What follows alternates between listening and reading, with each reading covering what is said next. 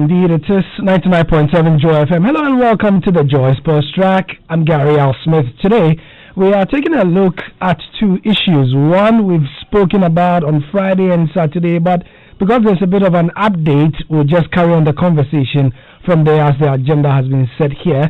And a reminder that this station is still celebrating 25 years of media excellence and 25 years of broadcasting. Thank you for your patronage. At any point in the show, if you want to join us or contribute in any form, please do so via our WhatsApp. The 0244340437, 0244340437.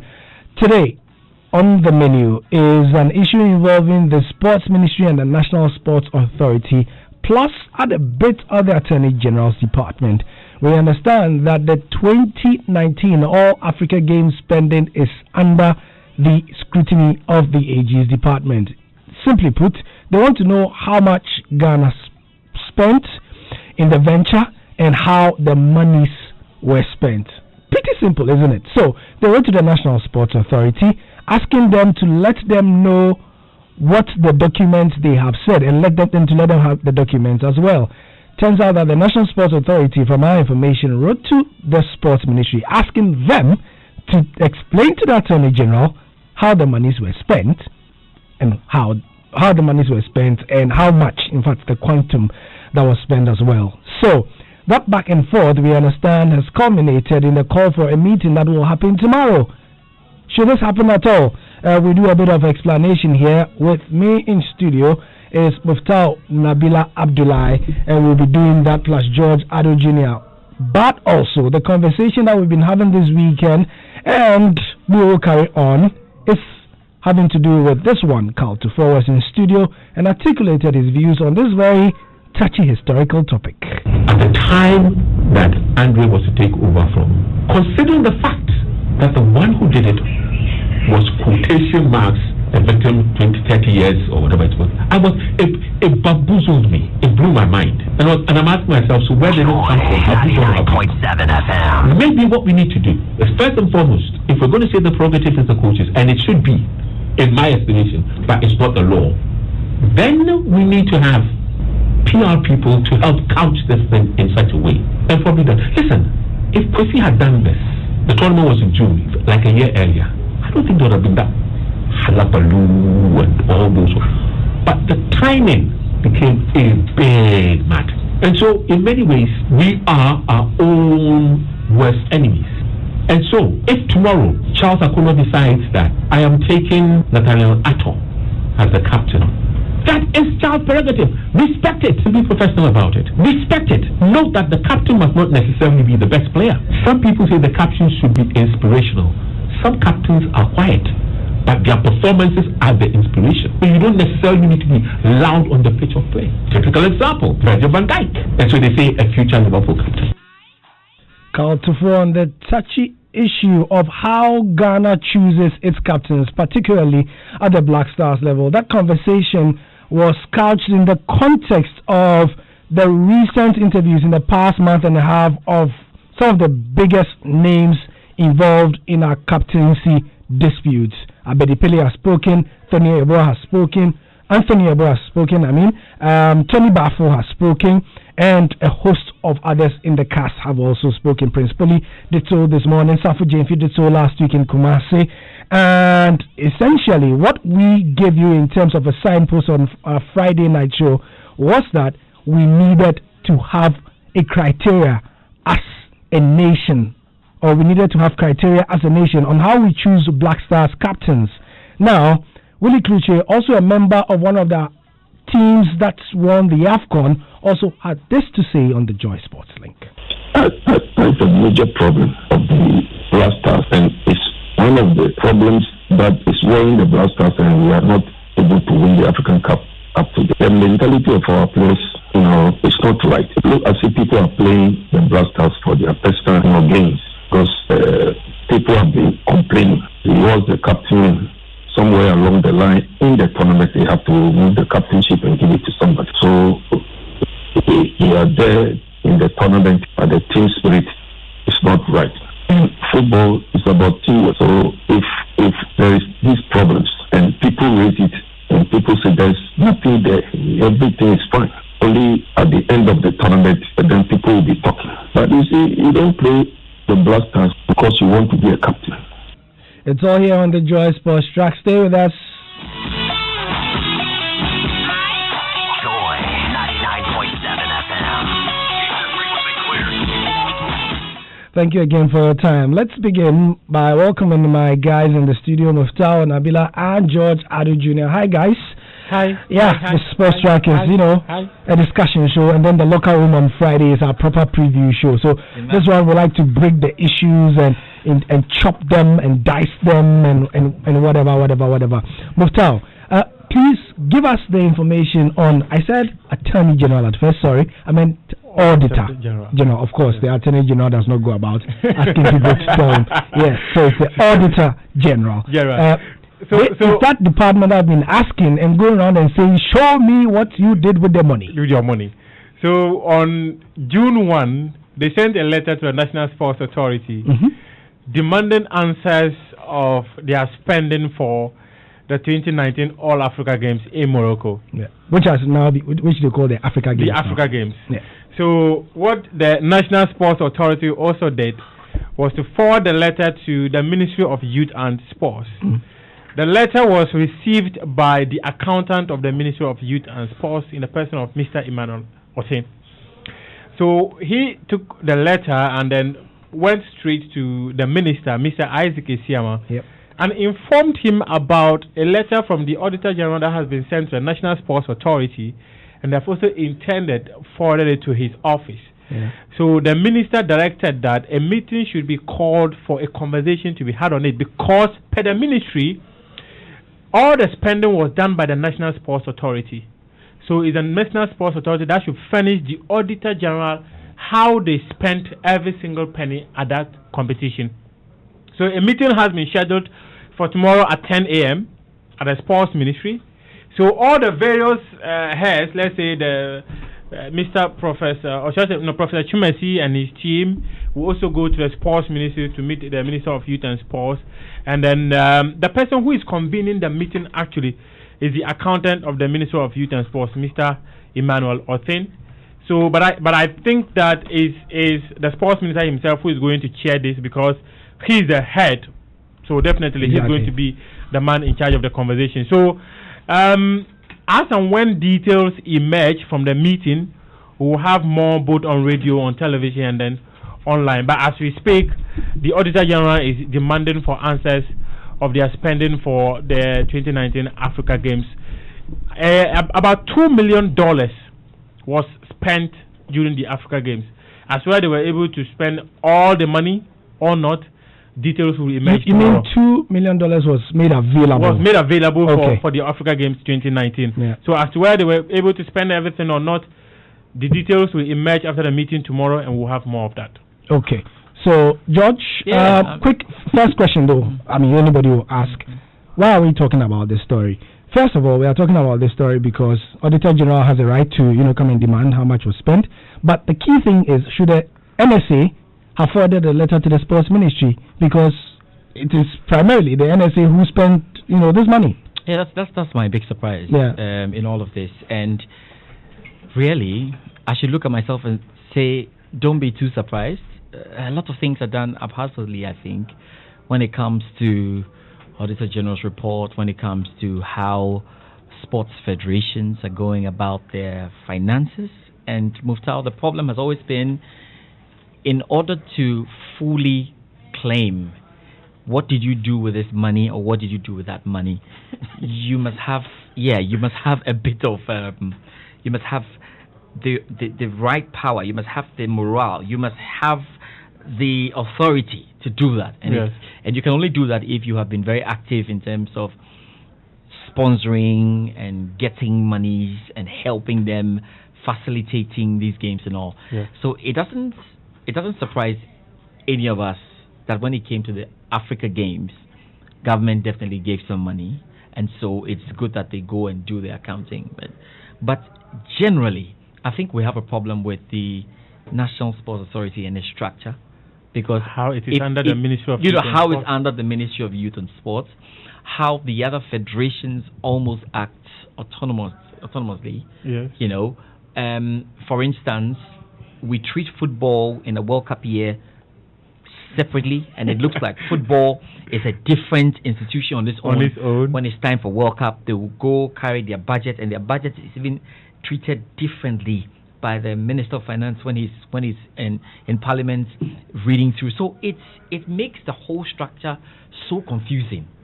I know elsewhere we have a National Sports Authority, which indeed is a National Sports Authority, does the disbursement of funds, ensures that all these federations bring their reports, whether it's monthly reports or yearly reports. And then when all of these things are done, the Sports Authority will pick these reports and directly hand over to the Sports Ministry. Sports Ministry continues to hand over, and there is proper accountability. But here, we have allowed the federations to do their own things because we have failed, or say government has failed in its bid to help them. So, swimming, we say we get our sponsorship, we get our funding from FINA. Therefore, we are doing our own thing, which is international swimming body. Football will say, yes, we get our money from FIFA. So, we are this, we are doing that. So, it makes the whole structure very confusing. Yeah. And that's why we have issues like this. If we truly see the National Sports Authority as the National Sports Authority and is supposed to be above the Sports Ministry or be or is it above or below? No, it's below. It's below, yeah. I just want to say above or beneath, we should decide. But I know that they are beneath the Sports Ministry, and they should be directly dealing with the Sports Ministry when it comes to things like this. Yeah. Here we go. So I'm wondering how this is going to be done, really. But George, because you see, one interesting thing about all this is that the Ministry of Youth and Sports, they provide the funding for the various sporting federations in the country. And the events. And the events. However, the National Sports Authority is the body that is supposed to oversee these sporting federations. Yeah. I remember somewhere 2018, the revenue that was given to the National Sports Authority as a target was a little over 761,000 Ghana cedis. That was what government asked them to generate within the year 2018. Yeah. Now you are asking a body that is supposed to generate 761,000 Ghana cedis within a year, but when they are going for sporting federations or disciplines comes before them to ask for money, they cannot even cough up to 1,500 Ghana cedis. Yeah. Most of them, their cars. I do remember vividly how one of the cars got missing in Kumasi, when the Director General of the National Sports Authority, Peter Chumesi, took the car to Kumasi for the President Cup in September. That car got missing over there. Up as we speak, the police are still investigating. When are they going to get that car? As anytime you follow up, they'll tell you the police are still investigating. Now, you also have a different car that reports are emerging that it has also been missing. How come the National Sports Authority, 2 of your cars are missing? I see. That's a big problem for them over there. Now, you cannot generate 761,000 Ghana cedis. Your cars have been seized. You've been able to buy 2 pickups. 2 of the pickups, as whether all of them are missing or it's only one that is officially missing, is problematic. And now federations come to you for money. You don't have the money. You go to the Sports Ministry for the money. Then a letter comes to you to provide answers. The letter is forwarded to the Ministry of Youth and Sport. What about the revenue you generate? Were you able to meet the target that was given to you that make 761,000 Ghana cedis? Were you able to make that target or meet that target? That's a question over there. Now you don't have the money. Then you're going for a competition. About $2 million was dedicated for that competition. Meanwhile, even the whole revenue target that was given to you was not even up. You see, Gary, I think we have a serious issue with this National Sports Authority and its operations and what kind of funding it's supposed to get. This whole thing must be broken down. And I know that it used to be the National Sports Council. Yeah, then we'll make it the National Sports Authority. No matter how we change the name, the issues are still the same. Gary. So there are problems with this National Sports Authority and the way it's been set up.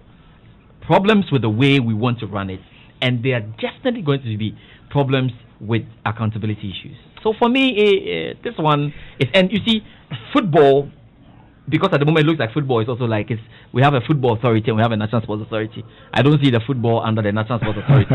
They're on their own. Yeah, on their own. And perhaps that's why we are so quick to criticize issues when they come up in the football circle. Yeah. If we are going to spend time with the national sports authority and the other federations, just the way we spend time on football, the issues in this country will be more. Will be too many. So that's just what the first part of the show. If you just join us on the Joy Sports Track. Hi, thank you for your time. I'm Gary L. Smith. You just heard George Addo Jr. there, and before him, Muftar Nabila there, both from our desk. Muftar just give us a gist of what's happening with the National Sports Authority, who are scheduled to be in a meeting with the Sports Ministry on a request from the Auditor General, on how 2019 Africa Games was funded and how much was spent. So we can't preempt that meeting. We've just given you the information. Keep your ear out for our updates tomorrow when the meeting is over. Next, we had an anniversary this weekend. Anas Arimeyao Anas's documentary is 2 years old. Should we say hooray or hurrah? We'll find out shortly.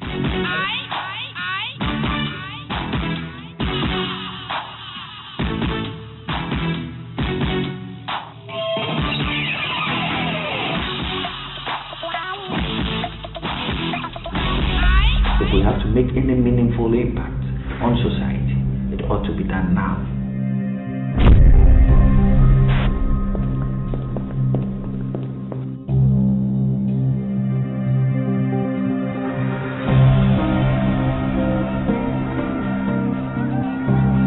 Joy 99.7 FM.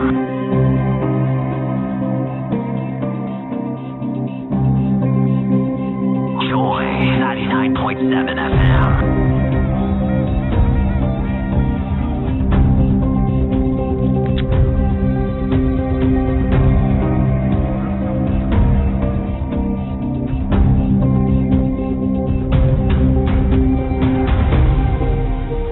Excerpts from the promo Betraying the Game. That was Anas Arimeyao Anas's documentary that aired on the BBC and across the country 2 years ago. So, in the studio, still with me, guys. 2 years. So, first of all, should we say hooray or hurrah? I don't even know which one to pick. So that was the question we were asking this weekend on social media. Yes. And I'll bring the answers here. The answers. Look, people are still very, very emotionally charged about whether the announced documentary saved football or destroyed football. I'll take your views and then I'll take comments. But 0244340437. The first thing we spoke about didn't elicit, is not a subject that you would have an opinion on. But on this one, I'm sure many of our listeners have opinions on whether Anas's documentary, number 12, saved Ghana football in its current form or actually destroyed Ghana football. George, you want to have the first take on a Monday? First take on a Monday. This is a serious matter. Gary, this is a very serious matter. This one is a serious matter. Now, I think that if there were any gains, the gains are not many. There are not many gains, I think. And I think that when we look at it overall, we probably could have handled things in a better way. We should have handled things in a better way with a more matured approach and looking at where things were going. Now, I think we should have, if indeed the system felt that Kwesi Nyantakyi and those in the video had done anything wrong, I felt that the system should have just picked up those who had done things wrong, allowed the Football Association to go through its processes of renewing faith and move on. I think that's where we got things wrong in going the government way. In going the government way, yes, government came in, did what it could do, but clearly it had been thrown back to football. And looking at the structures, it was always going to be very difficult to see the kind of total change we're looking for, because we failed to look at the precedents. It's happened in FIFA, it's happened in UEFA, it's happened in a number of countries. Mali, Cameroon. It's happened. It's not like we were the first case, and we probably had to look at that and allow football to go its way without breaking things up. I may want to make a case for the kind of feeling of the time and say that most of us were swept emotionally, and everybody was going, oh no, this is football must stop. But really, at the end of the day, I think we could have done better in trying to read the situation. Now, for those of us who have gone through this experience and seen it happen, you understand when FIFA says that even if you think FIFA is corrupt, take the person you think is corrupt and deal with the person. Yeah. If I look back, those who were purported or alleged to be corrupt are still there. Nothing has happened. When FIFA felt that, the former GFA president was out of his way, they decided to hand a ban and allowed him to go and appeal. That is still ongoing. Yeah. And action was taken, right? In our situation, what action has been taken to date, and in quotes, to the so-called corrupt officials? I haven't seen a clear action being taken as we speak. So you mean in FIFA's case, they moved, took on Kwesi Nyantakyi. They moved and they banned him. They banned him. He's not part of the system anymore. They went ahead and did something. Yeah. What did we do? What did, let's say, government do when they came in the picture?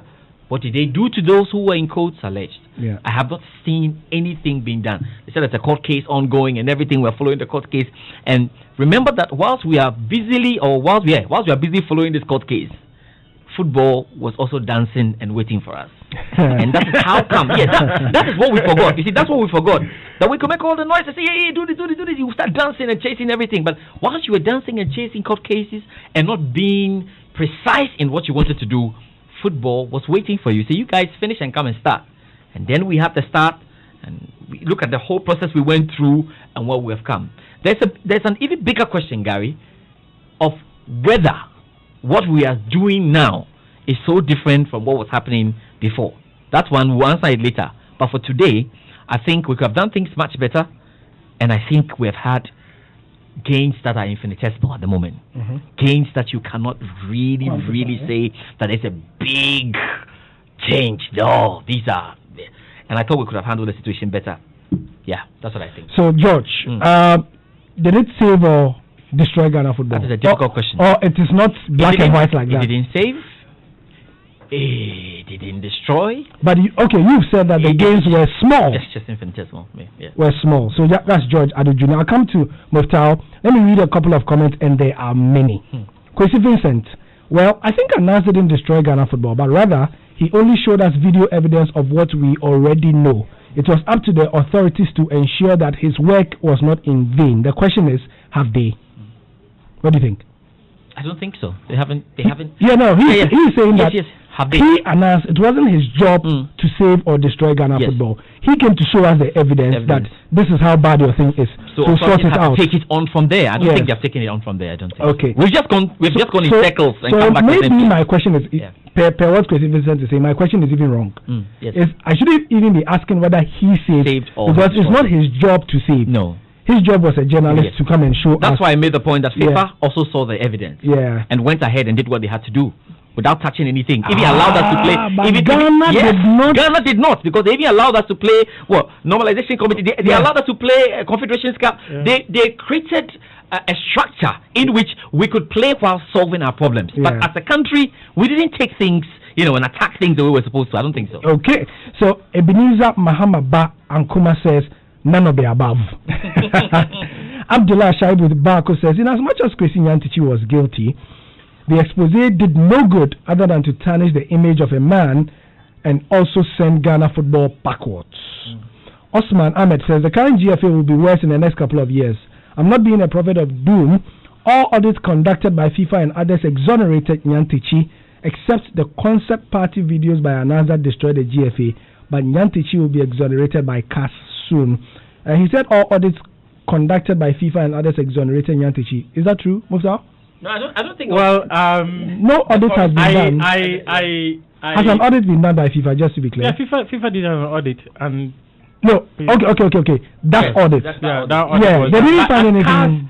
At CAS, I don't want to go on the official tangent because some things are being pending. Yeah, let's allow CAS too. All right. Joe now says, what has changed? Which echoes what George is saying. Suraju Tahiru says, so why did you pull the fair? Okay. Don't read that comment. No. I didn't see it. Oreku Walker Bush says, whenever I wake up in the morning, after thanking God for my life, I also thank God for giving me a NAS and number 12. Hey. I mean George Nanahu says, Anas has destroyed himself and wasted our time as Ghanaians. Abdul Mumin Fali says, Anas number 12 has destroyed Ghana football. It was a waste of time. Phineas Redu says, it was purely an inside job, born out of hatred. No serious country would do this to their own.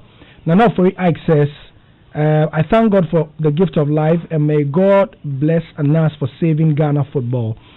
Wilson Kofi Mensah Tito says, Anas rescued our football from the claws of Nyantechi Jaola, Kwesi Appiah Konedu, agency fee, international standards, etc.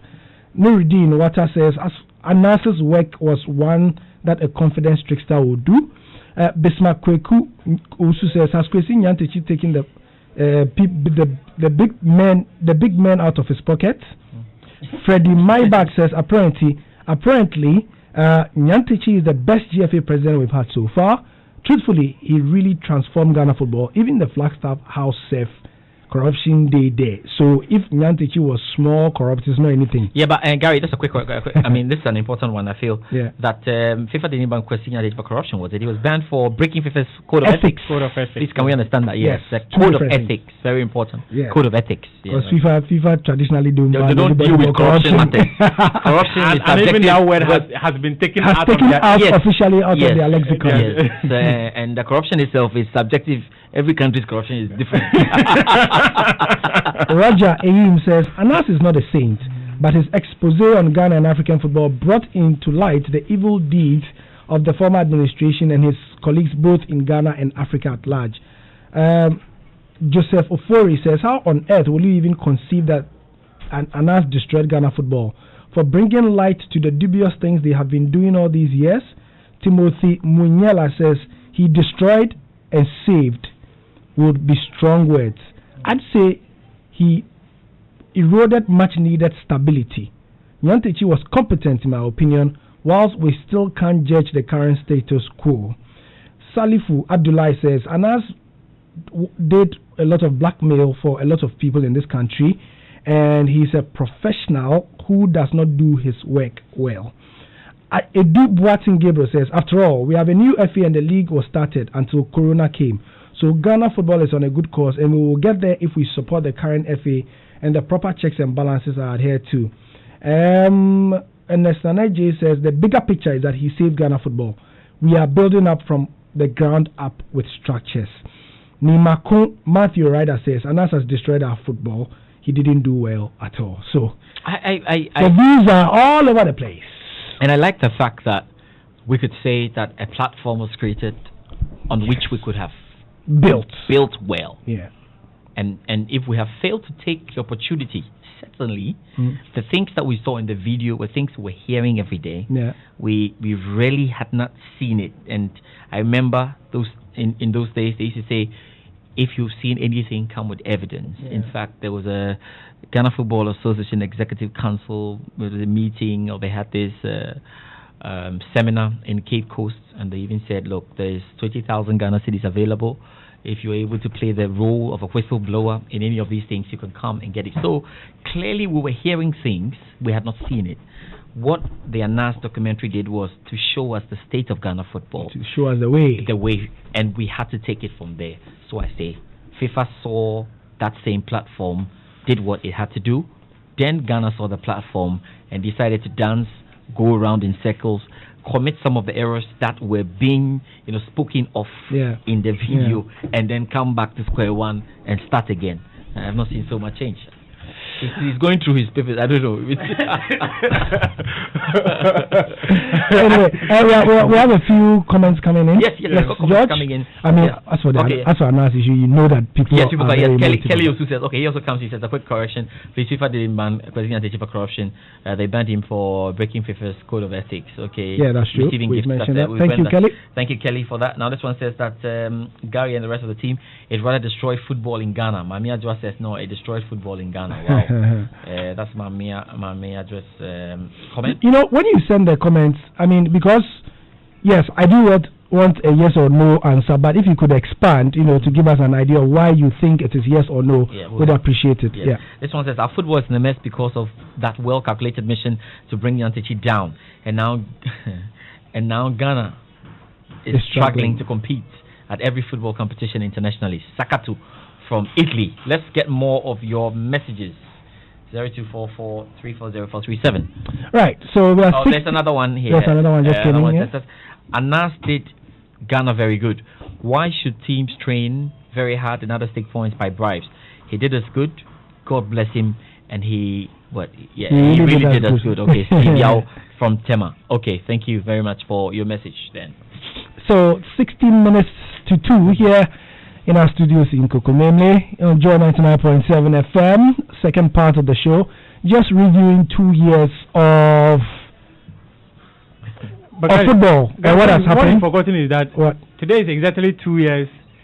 FIFA banned Kwesi Nyantakyi for the first 90 days. The first 90 days. And then today is exactly 2 years he resigned. You mean today is exactly 2 years since the beginning of the end for Kwesi Nyantakyi? For Kwesi Nyantakyi, yes, exactly. Yeah. Exactly. You know, that's what they call a minor anniversary. Yes. the major one is... It is an anniversary... maybe he wouldn't want to. No, exactly. I understand. The major one is the airing of the documentary. Yes, I understand. If you want to do minor anniversaries, there were so many things. Wasn't it that same evening football was? No, it wasn't the same evening. It's the same exactly 2 years ago today. The office of the Ghana Football Association was described as a crime scene by the CIA. You see, all those are minor anniversaries. I think he's struggling with the word anniversary when it doesn't mean a happy moment for someone. Anniversary is anniversary. When Isaac Esiama went on radio and said, football Yeguno. Oh, even the upcoming Ghana friendly against Iceland. Oh, Yeguno. But did we play that friendly? Yeah, we played it. That evening. Peace FM. He said he was going to start in the next 30 minutes. Yeah, he spoke to Peace FM and then spoke to Evans Mensah. So when he spoke to Peace FM and he said Yeguno. So when Evans pointed out to him that you can't just go the football like that because you have to go to. And he said, that's a new management team. He went ahead. He was ahead of the president. Yeah. And all that. You know. So let's look at some of the key dates and key anniversaries. Okay. Mukhtar now. Okay. You know, since the another documentary aired. So 6th of June, of course, was the big day. Yes. It aired at the conference center. Yes. And there were about 4 screenings on that day. Yes. I went for the second one. Yeah. Yes, I also watched the second one. I was the MC for the second one. I was the MC for the second one. I also watched the second one. Yes, and then it was heady days because... And then the following day, he started his media tour. Yes.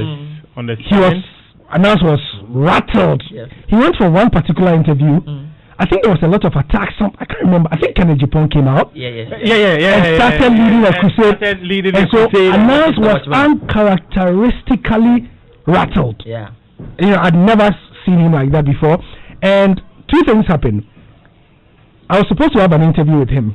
That was supposed to air. And then, Joy got an interview, so he needed to come on the Super Morning Show. Yeah. When he came here, they exhausted a lot of the questions. It would have been a bit tautological to do again. A different one. So what happened was that, I scheduled with him that night because he came from Star FM. He came to Joy.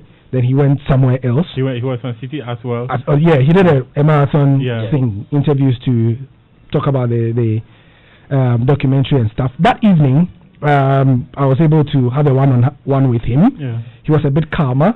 And one of the questions, the first question I asked him, Anas, I've never seen you rattled like this before. Are you rattled? He's not rattled, he's angry. He's angry. Yeah. You know, so I have that interview, and I'll play it one day. No, that's nice. You know, Okay. but I didn't play it at the time because a lot of the things in the interview he had said on the various stations and so on and so forth. But there were some other parts that were really interesting. So on the 6th of June, he aired the documentary, and then this is 2018, of course. On the 8th of June, the GFA Secretariat was declared a crime scene. Crime scene, yes. And then on the same day, Kwesi Nyantakyi was banned for 90 days. Yes. On the 12th of June, a court placed an injunction on the GFA as part of government's efforts to dissolve the FA. And then on the 4th of July, FIFA appointed a liaison team. Then, still in 2018, the 16th of August, government agreed to withdraw a legal suit, remember they had put it on, against the GFA after meeting FIFA in Zurich. That meeting, I think, Kojo Point Nkrumah went, Sports Minister, Godfrey Dame. And then on the 30th of October, FIFA banned Mr. Nyantakyi for life. And then on the June 7th, sorry, I skipped a few. June 7th, GFA responded to Anas's expose with a strong statement. And then they went on to suspend all domestic football activities. And then on the 11th of June, Nyantakyi resigned from FIFA, CAF, and the WAFU positions. On the 23rd of June 2018, FIFA and Ghana government agreed on a new GFA roadmap after they met in Accra. So it was after this that they met in Zurich. I think 3 days later, right? Yes. August 14, FIFA threatened to ban Ghana if the government went on with plans to liquidate the FA. On the 27th of August, FIFA appointed a normalization committee. And then on the 30th, FIFA banned Nyantakyi for life. Then you come to 2019. And then on September 13th, the normalization committee was officially instituted. They started there, So on 7th of March 2019, Sami Kufuor replaced Duadon Singh on the normalization committee. So this one is an example of a minor anniversary. On the 10th of May, Lucy Quist also resigned as the chairperson of the normalization committee, or the vice chairperson as normalization committee, a few days after she had been here, and I had rattled her a bit here on the Super Morning Show. Sorry, Lucy.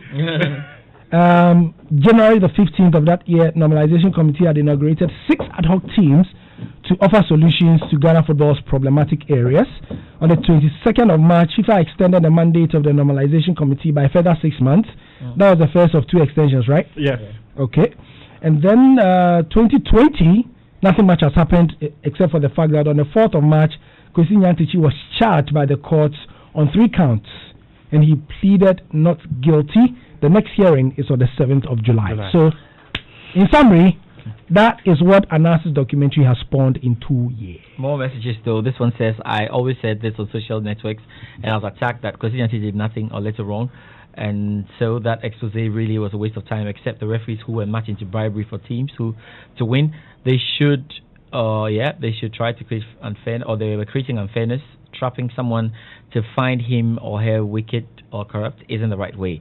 And that was what was done to Kwesi out of hatred. He'll be vindicated, I'm very sure. If here Yeboah from Osu, good afternoon, Gary, good afternoon, George. Okay, good afternoon to you as well. And we've got this one says, Gary, if someone tells you, let me see this message. Okay, Gary, if someone tells you there's a thief who has been terrorizing people, you monitor him, track him down, and expose his deeds. The state brutally failed in doing what is evidently against our laws because of the Kwesi Nyantakyi conundrum, has a lot of fishes in the net. It's not also the case that a certain group don't want to be associated with corruption. Is it not the case that a certain group don't want to be associated with the corruption? That's coming from Paul. Okay, so please, the word corruption there, unless you are FIFA has expunged it from their from their statutes and other code of ethics and all that. It's only government who could go ahead and say the guy was corrupt. Just as to whether we've you have not answered the question. No, you said the big question is whether Anas documentary saved or destroyed. Yes, or destroyed Ghana football. Or you think that he offered a platform and we didn't take it? I'll go with the comment that said none of the above. Yeah. Because I think that the main aim of the expose was change of personalities and not change of the activities of the Ghana Football Association. For instance, if you watch the entire documentary, at no point was a club official involved in the activities of inducing referees to influence the outcome of matches. Yeah. these were people who were used by Tiger IPI and his team to get to referees to influence the outcome of matches. Yeah. If we had watched the entire documentary and I see, say, a club official is involved in that at that point, I'll be fully convinced that is a club official or is a clubs who are engaged in this. Yeah. In the police statement, Anas wrote on 9th August 2018, he said after the preliminary investigations, it was clear to him that there was corruption within the game of Ghana football. So what he set out to do was to prove that there was basis for the media allegations that in Ghana football there was corruption. Which were rife at the time. So when he set out with his team, they needed the core people involved in the administration of football. Yeah. And when they investigated, they realized that there was serious corruption in the game. But my reservation is that we were always made to understand that it's the club officials who induce referees to influence the outcome of matches. But no club official was caught in this. So, let's say a supporter of Kotoko goes to influence a match referee. I don't see how Kotoko will be held accountable because a supporter of the club went and did it in his own interest without the club knowing. The express knowledge of the administration. That's a different thing. Yeah. So if the perception created out there is that is a class that engaged in this corruption and the purpose was to expose it, no, I think in that era we didn't achieve it. On the second, somebody has just answered you right now, Musa. The issue. Musa, before you go, let's read a comment from the. Okay, this one says that good afternoon. If the people of Ghana say some politicians, some public servants at the top level, as well as police are corrupt, but as well as some police, some police are corrupt, but others think Anas didn't save Ghana to Ghanaians of a bad name that would have occurred by sooner or later. Nyantechi's ungodly activities only was for his personal interest, not for Ghana's. Meanwhile, it was Ghana's stake that made him it's Ghana's sake, I think, that made him what he became. Those who think Anas was wrong, Ghana should not have had you as a citizen. Please, we are in a free country. So I beg you. Good afternoon, guys. In my opinion, the expose did more harm than good. Ajiman Joseph from Community 9, Tema. Thank you very much. This one says that anyone who claims Anas destroyed football is a Latter-day Saint. Anas rather exposed and attempted to uproot the rot, the decay, the stench from our football ecosystem. My God. In the end, Anas also succeeded in removing an autocratic despot who was quick to hound away any dissenting personality and surrounded himself with sheer praise singers. Papa Ray from Abelempe. Papa Ray, what did you eat this afternoon? I thought your English can buy. Football ecosystem. Despot. Okay. Sheer praise singers. Mufta was making. I was making. Let's wrap up. Mufta can send people anyway, so that one day. See, that is there. They can send people. So even if the club official sends someone, and that club official is not caught, you cannot say it's the club official who did it because it's going to be my word versus your word. You cannot prove that. But there was you see, and my problem. You cannot prove that. I don't want to. The point is that capture the club officials inducing the referee. George, you get what I'm saying? Yeah, I get it, but you can't. If you do representatives, Charlie, I agree. It is some way. I agree just that capture the official doing it, and we'll all be convinced that this is the official who is inducing referee. Okay. That's why I think. This is why I think we were convinced anyway. Yeah. Because we had club administrators come on radio to say it. Yeah, that is true. And we had referees come on radio to say it. Yeah. So that's fine. Yeah. And that's why I'm saying that we look at it more of the platform was created. So we wanted to see something. So let's assume that the guys who went to the referees were not club officials. Why did the referees accept? Yeah. So there was a problem there. Yeah. And so the expose gave you an opportunity to work on that. You can. I like the argument about the club administrators, but was there a problem there? There was a problem there because referees were agreeing in the video to do something. So I just think we didn't take advantage. Mustafa, finish your point. Okay, so I think your point is made. I think so. 3 minutes. In 3 minutes, guys, we did play the sound clips of Cal to 4 and Willie Kluche from Saturday Sports Link. Your good friend Ibrahim Sanida. He's our good friend. Kelly says, "Where's your good friend?" He spoke on Asempa this morning. Yeah, he spoke on Asempa this morning. Ibrahim. He said, "Papa Ray took your order there." I teach biology in Preseckley. Go, that is why. Papa Ray. No wonder the ecosystem, ecology, and products are coming in. It is a scientific English. Papa Ray. Decay, stench, football ecosystem. Yes. It's the ecology as well. An autocratic despot. Yes. But Papa Ray, do you know why this show normally we don't like we keep it light-hearted the conversation because in the afternoon people are hot. We want to give them chichos. So like break down the English for us on a Monday yes. When we are having like Saturday afternoon sports shows, the intern is on. Monday afternoon there's too hot, the kitchen is too hot. Yeah. So I was talking about Carlton and Willie Cruce speaking on the captaincy issues, and I think that they let me also remove one. They put it in a crucible. They made the point. Yeah. Number one. We have issues. Can I do this quickly? We have issues. We have to agree. One, players should be reoriented.